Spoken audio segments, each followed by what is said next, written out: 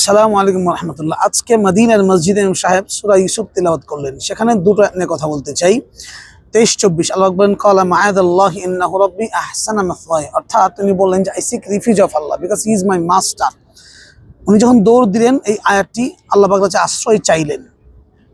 এর মানে কি? মানে হচ্ছে যে আল্লাহ পাক ছাড়া কোনো ওয়ে নাই কেউ বাঁচাবার। কারণ পরে আয়াতে বলছেন ওয়ালাকাদ হাম্মাত বি হাম্মা বিহা লাউলা আর বুরহান রাব্বি।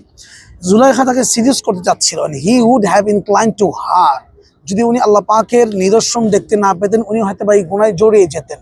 এটা প্রমাণ করে আল্লাহ পাক ছাড়া পৃথিবীর কেউ নিজেকে বাঁচাতে পারে না। আজকে অনেকে দেখবেন, অনেক পেশায় অনেক বড় বড় ব্যক্তি বলে যে আমি মানুষকে হেদায়েত দিই, আমার কাছে আসুন, আমি বাঁচাতে পারবো, জাহান্নাম থেকে রক্ষা করতে পারবো। টোটালি রং আইডিয়া, বুলশিট। কারণ হচ্ছে যেখানে নবী বলছে আল্লাহ তুমি আমাকে আশ্রয় দাও, মাআযাল্লাহ আল্লাহ পাকের কাছে আশ্রয় চাই, সেখানে মানুষ কি করে বাঁচাতে পারে? Allah he is the only person.